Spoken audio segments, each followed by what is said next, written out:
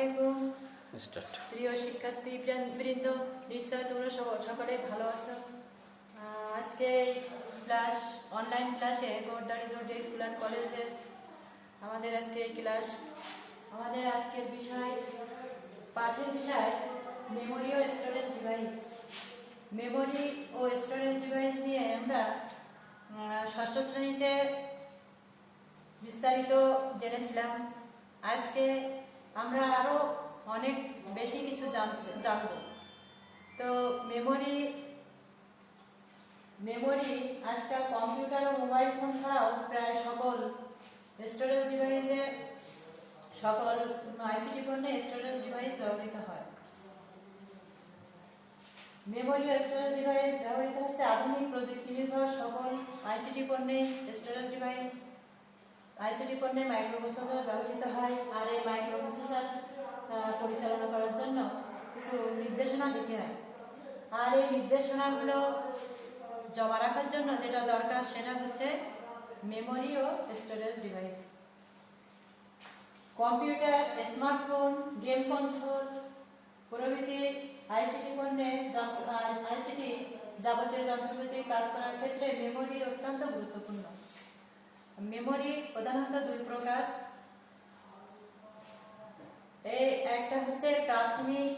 একটা হচ্ছে প্রধান বা প্রাথমিক মেমোরি এবং সহায়ক মেমোরি, সহায়ক বা সেকেন্ডারি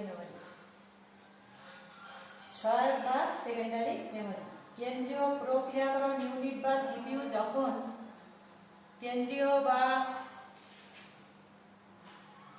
সেন্ট্রাল প্রসেসিং ইউনিট বা কেন্দ্রীয় প্রক্রিয়াকরণ ইউনিট যখন দ্রুত গতিতে কাজ করে, তখন মেমোরিতে সব তথ্য সফটওয়্যার বা মেমোরিতে অবস্থান করে।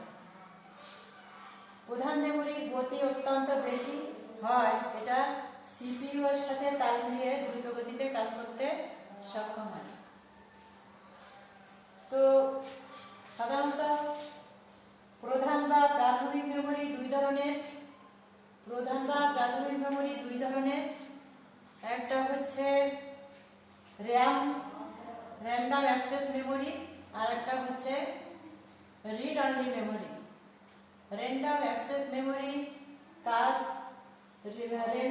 র্যাম এর পূর্ণরূপ হচ্ছে র্যান্ডম অ্যাক্সেস মেমোরি। র্যাম এর পূর্ণরূপ র্যাম,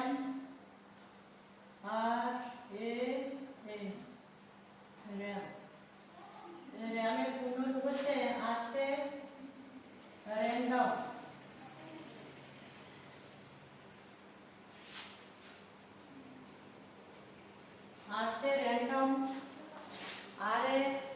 র্যান্ডম। তারপর হচ্ছে অ্যাক্সেস, এতে অ্যাক্সেস, ACCESS,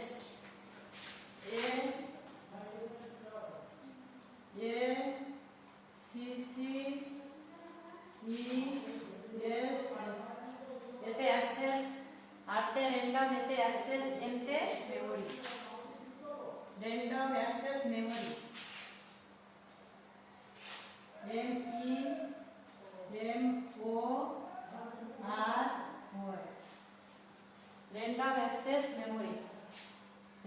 অ্যাক্সেস মেমোরি। আরেকটা হলো রম, আরেকটা হচ্ছে ROM read only memory. Random access memory, আরেকটা হচ্ছে রিড অনলি মেমোরি।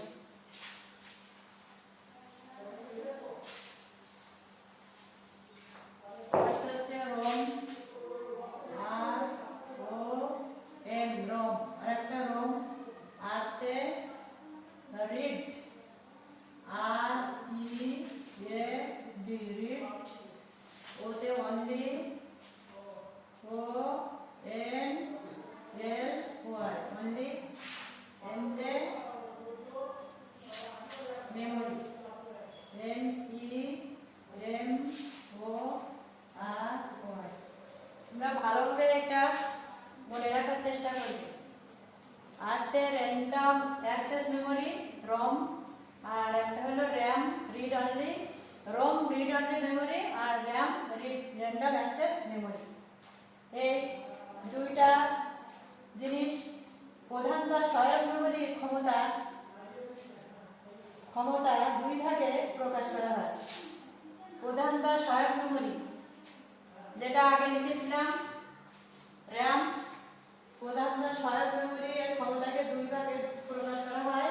একটা হলো গতি বা হার্টজের মাধ্যমে, একটা গতি বা এইচ জেড এর মাধ্যমে, গতি বা হার্টজের মাধ্যমে একটা প্রকাশ করা হয়, গতি বা হার্টজ এর মাধ্যমে। আর একটা হচ্ছে ধারণ ক্ষমতা বা বাইটের মাধ্যমে। আর একটা হচ্ছে ধারণ ক্ষমতা বা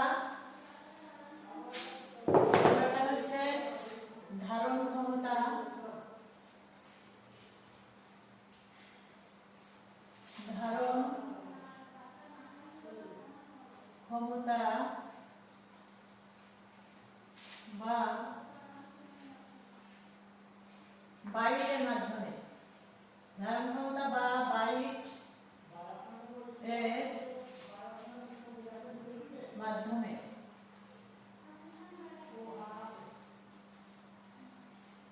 র্যামের সহায়ক মেমোরির ক্ষমতাকে দুইভাবে প্রকাশ করা হয়, একটা হলো গতি বা হার্টজের মাধ্যমে, দ্বিতীয়টি হচ্ছে ধারণ ক্ষমতা বা বাইটের মাধ্যমে। বাইট বিআইটি বাইট দ্বারা প্রকাশ করা হয়।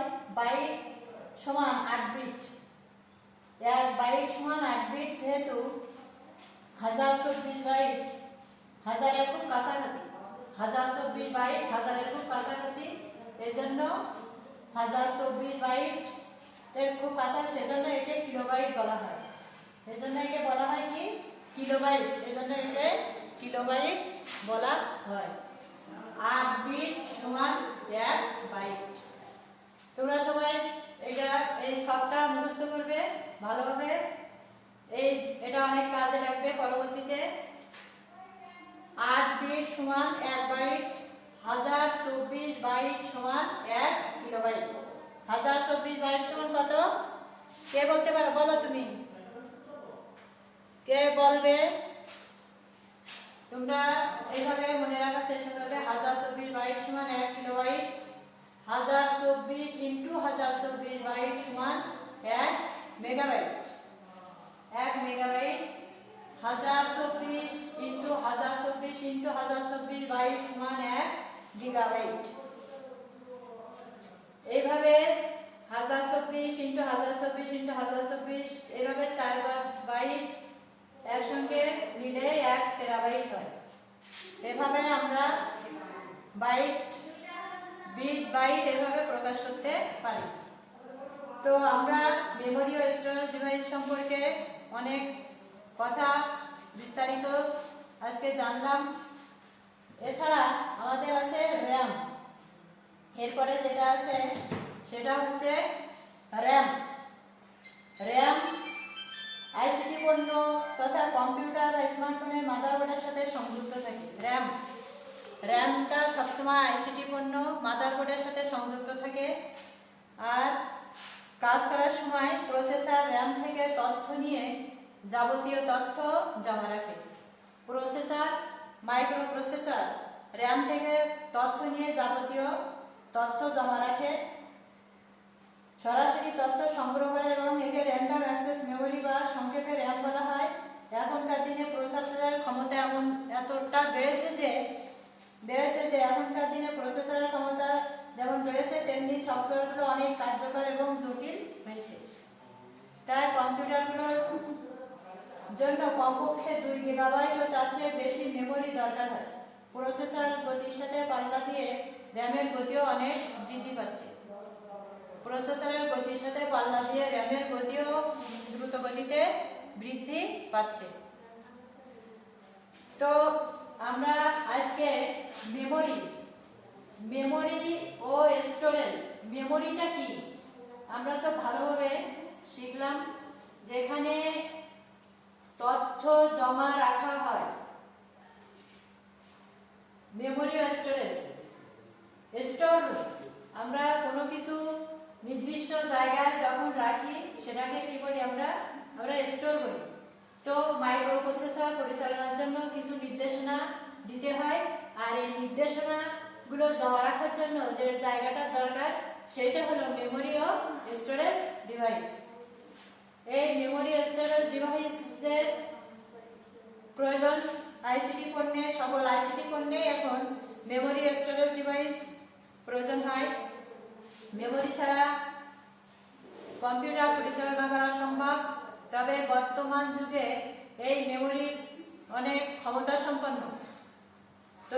তো বিগত দিনে যে সমস্ত মেমোরি ছিল আস্তে আস্তে আরো বেশি উচ্চ পর্যায়ে চলে যাচ্ছে, আরো ক্ষমতা সম্পন্ন তৈরি করা হচ্ছে। এখানে একটি বিষয় তোমাদের জানা দরকার, একান্ত প্রয়োজন। র্যামে তথ্য থাকা না থাকা বিদ্যুৎ প্রবাহের উপর নির্ভরশীল। র্যামে তথ্য থাকা না থাকা কিসের উপর নির্ভরশীল? বিদ্যুৎ প্রবাহের উপরে। বিদ্যুৎ থাকলে র্যামে বিদ্যুৎ যদি থাকে তাহলে কি হয়? বিদ্যুৎ প্রবাহ বন্ধ করে দিলে সমস্ত তথ্য মুছে যায়। যতক্ষণ বিদ্যুৎ থাকবে ততক্ষণ তথ্য দেখা যাবে, যখন বিদ্যুৎ চলে যাবে সব তথ্য মুছে যাবে।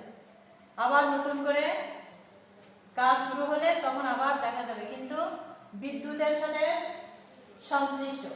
অর্থাৎ কম্পিউটার চালু করলেই র্যাম প্রয়োজনীয় তথ্য সংরক্ষণ করতে থাকে, আর কম্পিউটার বন্ধ করলে র্যাম তথ্য শূন্য হয়ে যায়। র্যামের কাজ হচ্ছে বিদ্যুৎ প্রবাহের সাথে সম্পৃক্ত। বিদ্যুৎ থাকলে তথ্য দেখা যায়, বিদ্যুৎ না থাকলে তথ্য আর দেখা যায় না, সঙ্গে সঙ্গে বন্ধ হয়ে যায়। তো রম রিড অনলি মেমোরি মাদারবোর্ডের সাথে সংযুক্ত থাকে। রিড অনলি মেমোরি কি থাকে, কোথায় থাকে? মাদারবোর্ডের সাথে।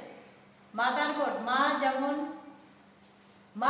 কি মা যেমন বাচ্চাদের সাথে মায়ের সম্পর্ক, ঠিক তেমনি কম্পিউটারের প্রত্যেকটা যন্ত্রপাতি সংশ্লিষ্ট মাদারবোর্ডের সাথে। রিড অনলি মেমোরি মাদারবোর্ডের সাথে সংযুক্ত। আইসিটি যন্ত্রপাতি বা কম্পিউটারের হার্ডওয়্যার সচল রাখার জন্য কিছু নির্দেশনা প্রয়োজন। আইসিটি যন্ত্র সচল রাখার জন্য কি প্রয়োজন? সেটা হচ্ছে হার্ডওয়্যার। কম্পিউটার হার্ডওয়্যার সচল রাখার জন্য কিছু নির্দেশনা দিতে হয়।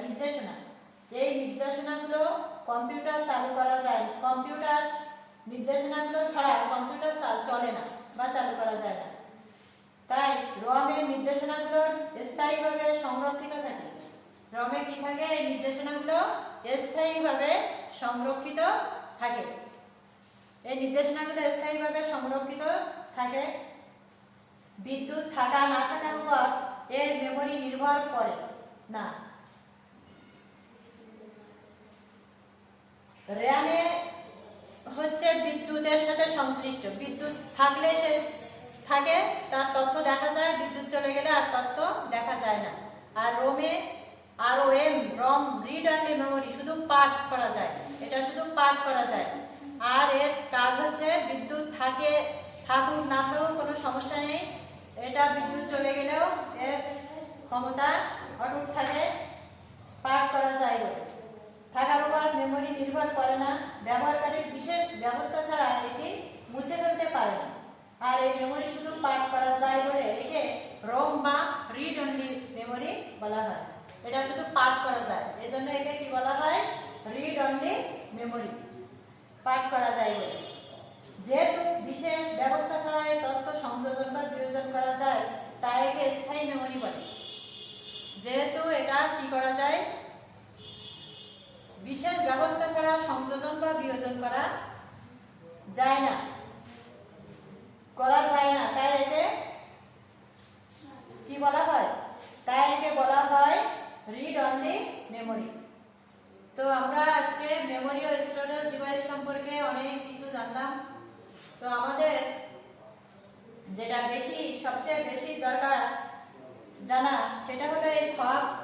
এটা 8 বিট সমান 1 বাইট। এই ছকটা ভালোভাবে মুখস্থ বা জেনে রাখতে হবে মেমোরিতে। এইটা একটা জিনিস, এই জিনিসটা আমাদের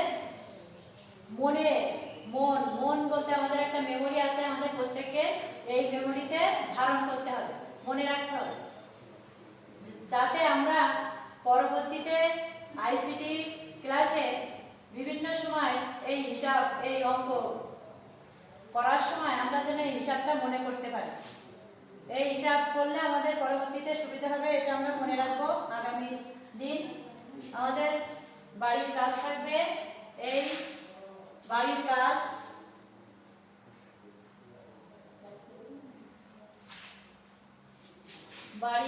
হচ্ছে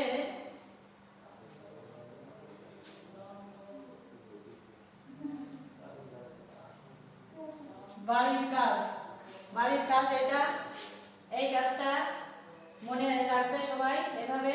তাছাড়া মাইক্রোপ্রসেসরের কাজ, মাইক্রোপ্রসেসর, বিট, বাইট, এগুলো কি? মাইক্রোপ্রসেসর, বিট আর বাইট। মাইক্রোপ্রসেসর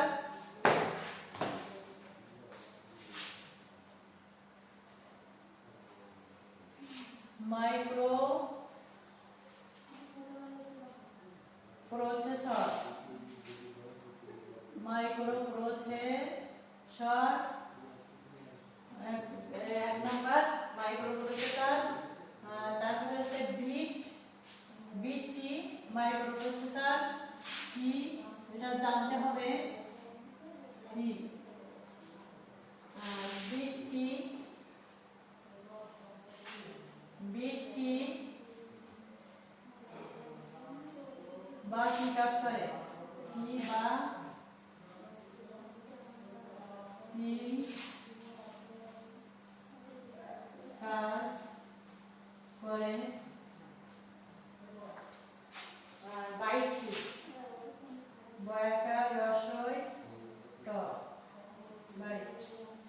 এই সম্পর্কে মোটামুটি একটা জানার চেষ্টা করবে। তো এটা মোটামুটি জানার চেষ্টা করবে। তোমরা সবাই ভালো থাকবে। সবাইকে ধন্যবাদ আগামী ক্লাসের জন্য। সবাই ভালো থাকো, সুস্থ থাকো, এই কামনা করে আজকের মতো এখানে সমাপ্ত।